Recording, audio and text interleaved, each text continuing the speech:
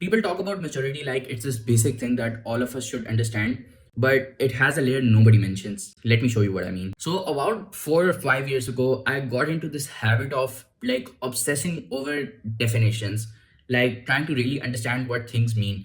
And whenever somebody called me immature, or whenever they like I heard this word mature, immature, it really got me thinking like, what exactly does this mean, right? And people throw around this word whenever it's comfortable for them, but I think the real definition of the word, like, almost nobody really understands. And it's just that not acting emotionally.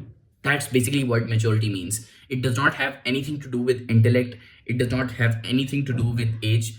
If you just don't act emotionally and act more rationally in things, people deem that you're a mature person. And you'll notice that it is also true when, like, a small child, like a 10 or 11-year-old child, like, he doesn't really cry a lot, he doesn't really talk a lot, he doesn't basically express emotions, and everybody goes like, oh wow, that's such a mature child. Like, yeah, he is a mature child, because like that's the definition of mature that we guys think. But I don't think it's the definition that we should like really take forward. Like, yes, it is a very important thing that we should not act based upon our emotions, but at the same time, I think maturity is always associated with age and wisdom and all of these things.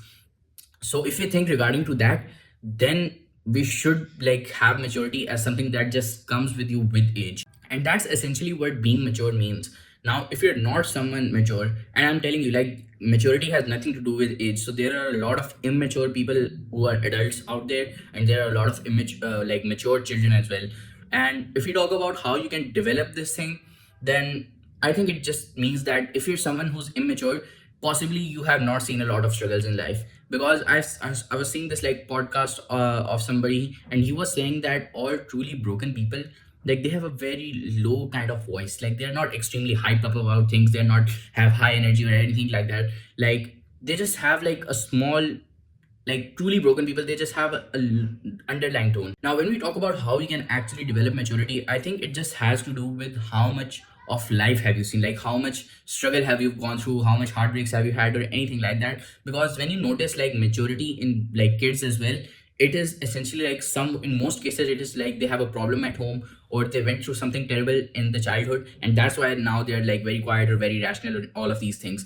So I think, like, to become mature, if you first of all, there are immature people in the world, and it might be you, because nobody in the world wants to admit that they're an immature person, but immature people do exist, and you might be one of them. So you have to think that if you like emotionally act in most cases, like if something happens, like if something really bad happens, or if something like really annoying happens to you, what is your first reaction? Do you immediately like express it or anything like that? If you do that, then chances are you are an immature person.